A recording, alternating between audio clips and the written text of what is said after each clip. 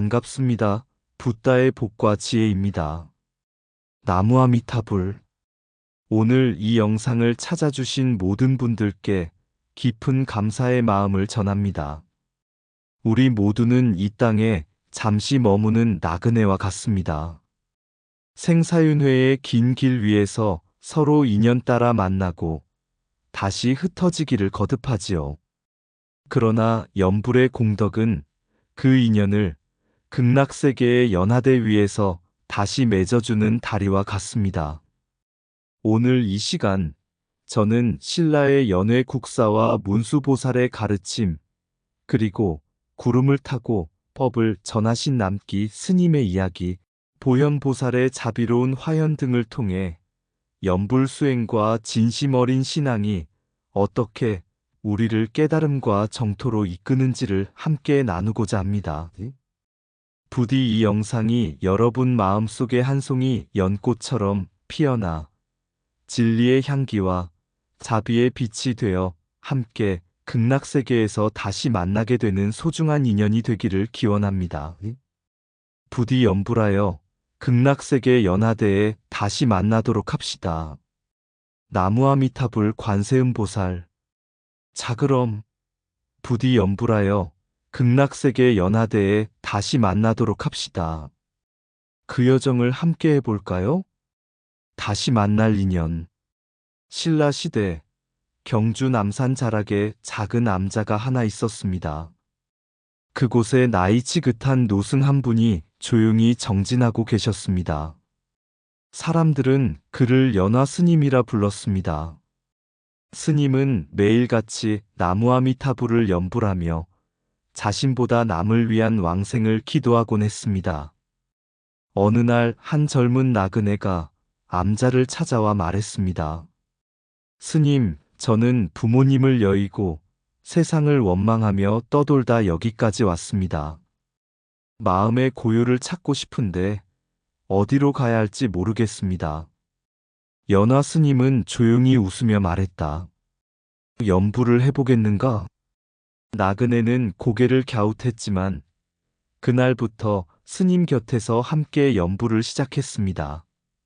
하루, 이틀, 한 달 계절이 바뀌는 동안 나그네의 얼굴에도 평화가 깃들기 시작했습니다. 그리고 어느 날 스님은 조용히 말했다. 이제 나는 떠날 시간이 되었구나. 하지만 걱정하지 마라. 염불의 인연은 헤어짐이 아니라 다시 만날 약속이란다.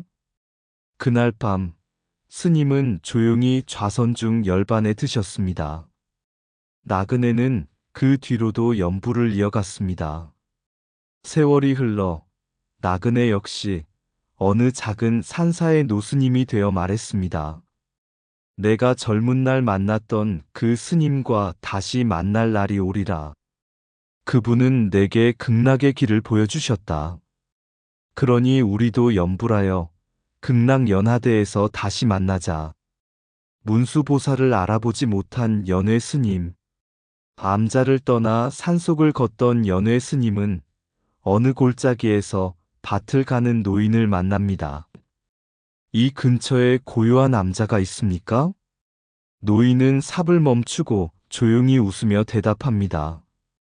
길은 걷는 이의 마음에 달렸지요. 마음이 고요하면 어디든 법당이 됩니다. 연회 스님은 고개를 끄덕였지만 오래된 옷차림의 노인을 무심히 지나쳐 갑니다. 며칠 뒤 냇가에서 물을 마시던 중 한 노파가 말을 건넵니다. 스님은 조금 전 문수보살을 알아보지 못하셨군요. 연회 스님은 깜짝 놀라 되묻습니다. 문수보살이라니요? 노파는 온화한 얼굴로 말합니다. 밭을 갈던 그 노인이 문수보살의 몸을 빌려 스님을 시험하셨답니다. 시간 정지된 듯 연회 스님의 눈에 문수보살의 형상이 겹쳐 보임. 그 말에 연회 스님은 그대로 무릎을 꿇고 땅에 이마를 대며 울었습니다. 제가 안목이 없어 성현을 외면했나이다. 부처님의 가르침을 입에 담고도 눈앞의 부처를 알아보지 못하였습니다. 하늘에 구름이 열리고 그 순간 맑은 바람이 지나가며 버음이 들려옵니다. 참된 수행이란 경전만이 아니라 모든 존재에서 부처를 보는 눈을 기르는 것이니라. 이 참회의 순간 연회국사는 깨달았습니다. 연불과 독송도 중요하지만 부처님의 참뜻은 자비와 공경, 그리고 평등한 눈으로 중생을 대하는 데에 있다는 것을. 그날 이후 연회 스님은 모든 일을 보현보살처럼 공경하며 정진했습니다. 모든 중생 속에 부처가 숨쉬고 있다. 보는 이의 눈이 아직 열리지 않았을 뿐이다. 참회란 과거를 지우는 것이 아니라 지금 이 순간을 밝히는 등불이다. 법은 책 속에만 있지 않다. 밭을 갈고 물을 깃는 이 속에도 부처가 있다. 마음을 낮추면 눈앞의 평범한 이도 문수보살이 된다. 경전을 외우기보다 사람을 공경하는 마음 하나가 더 깊은 수행이 된다. 깨달음은 멀리 있지 않다. 다만 무심히 지나친 그 한 걸음에 있었다. 진정한 불공은 향을 피우는 것이 아니라 모든 존재를 향한 경배다.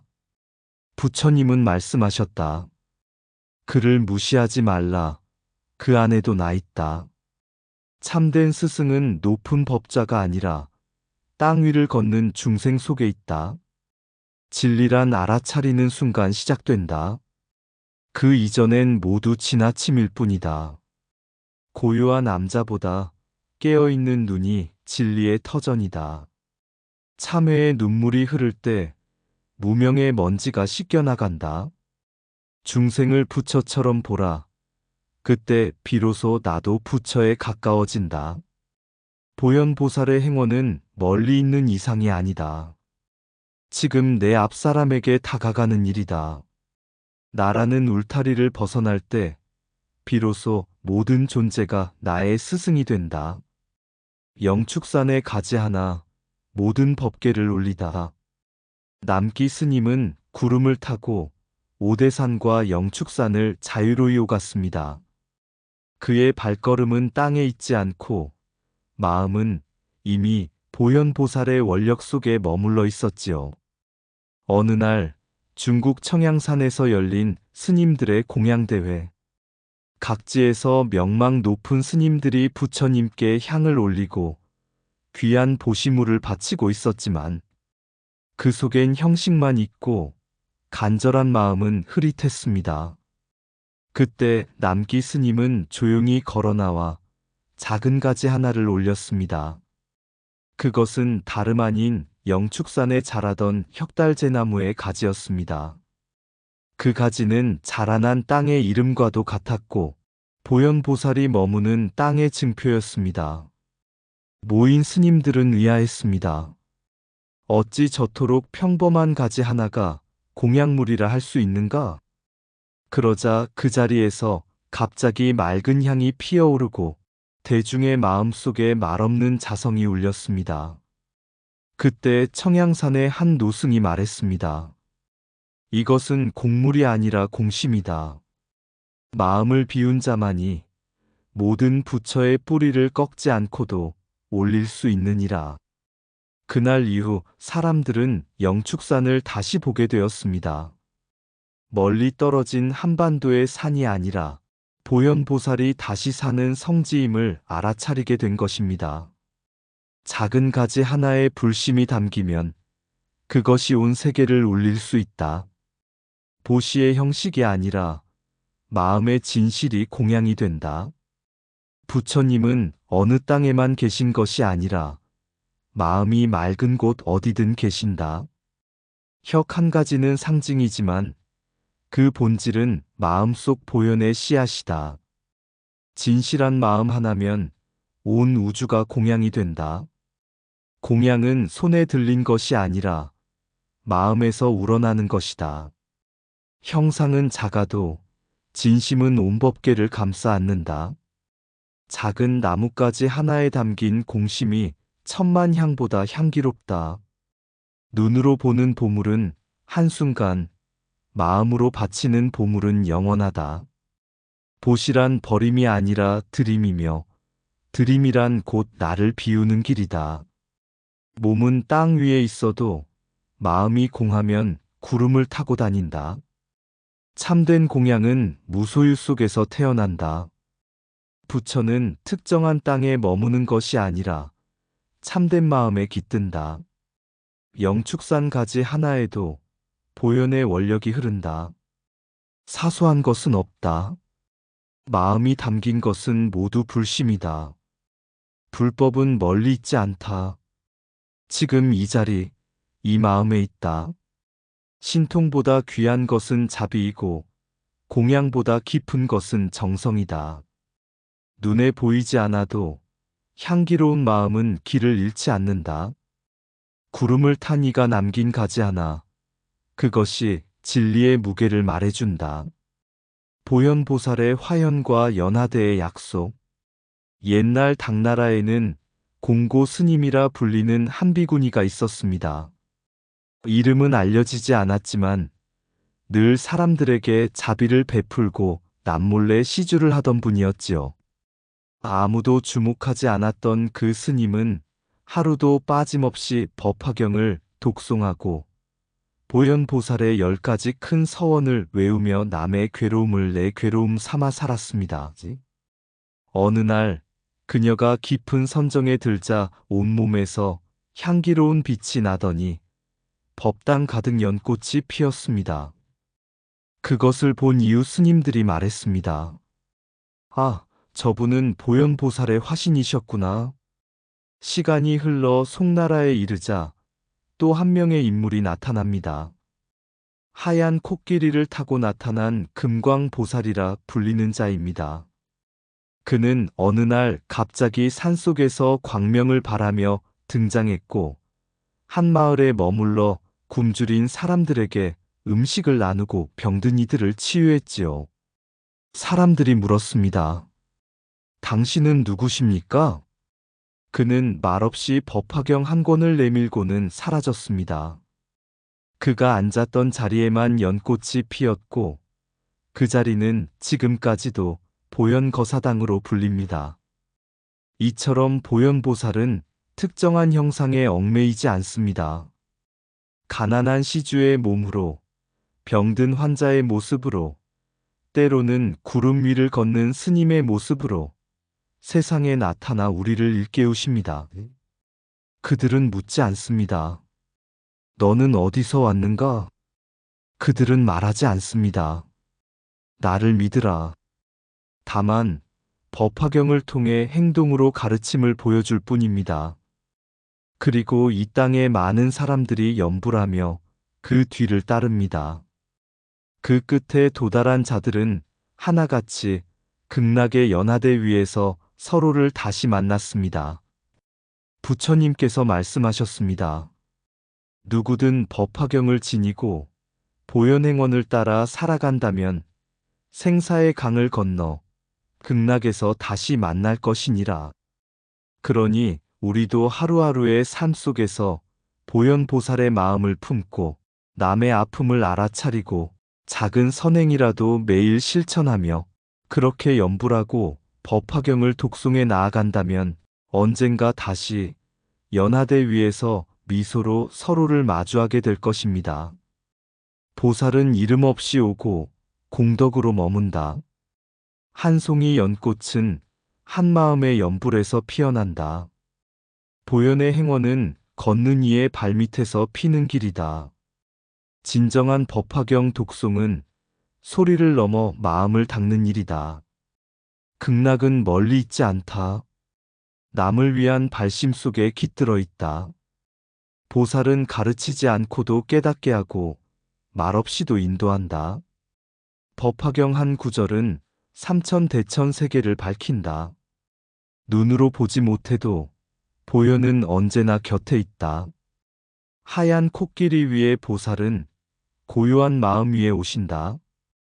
염불하는 마음에는 하늘보다 깊은 자비가 깃든다. 진리는 신통 속에 있지 않고 자비의 실천 속에 있다. 법을 지키는 이는 결국 법 안에서 서로를 다시 만난다. 보살은 타인의 고통을 나의 깨달음으로 삼는다. 법화경은 소리를 울리는 것이 아니라 생명을 건너는 달이다. 연불의 마지막 구절은 연하대 위에서의 첫 인사다. 연하대에서 다시 만나는 길. 옛날 한 스님이 어느 산사의 작은 암자에 머물며 날마다 법화경을 독송하고 보현보살의 행원을 실천하였습니다. 그는 이름도 없이 조용히 오직 남을 위한 서원을 마음에 품고 나뭇잎 같은 삶을 살았습니다. 어느 날 꿈속에서 한 보살이 나타나 말했습니다. 그대의 발언은 연하대의 한 자리를 피웠다. 언젠가 그 자리에 연불하던 벗들이 하나둘 다시 모일 것이다. 깨어난 스님은 알았습니다. 이 세상의 고단한 하루하루도 남을 위한 공양이 되고 이웃의 괴로움에 귀 기울인 한순간도 바로 극락으로 향하는 다리가 된다는 것을. 그 후 스님은 늘 이 말을 남기곤 했습니다. 연꽃은 함께 피어야 그 향기를 나눈다. 우리도 서로의 연꽃이 되어 다시 만나자. 연하대에서 당신과 제가 함께 걷는 수행의 길이 결코 외롭지 않다는 것입니다. 연불하며 법화경을 독송하고 보현보살처럼 남을 위한 서원을 세우는 이들은 반드시 다시 만납니다. 그곳이 바로 극락의 연하대입니다. 연하대의 약속. 구름 따라 오대산 넘고 바람결에 연불소리 퍼져간다. 법화경 한 구절마다 연꽃은 사시사철 피어나고 보현보살 수많은 얼굴로 어둠 속에 빛을 내려주네. 비구니의 고요한 미소, 코끼리 위의 고요한 발걸음, 그 모습마다 담긴 서원은 이 세상 모든 고통 녹이는 등불, 연불하는 마음마다 피어난 연꽃의 향기, 극락의 문을 두드린다. 우리도 서약하네. 저 연하대에서 다시 만나리라. 하나된 마음, 함께 피는 꽃처럼 보현행원의 길을 걸으며 구름 속의 숨은 약속, 삶과 죽음 넘는 그 길 위에 진리의 빛으로 우리 함께 하리니 법화의 길, 연하대의 서약이여. 이상 붓다의 복과 지혜였습니다. 오늘도 복지구족한 날 되세요. 구독과 좋아요는 붓다의 복과 지혜를 밝힌 큰 자비의 등불이 됩니다.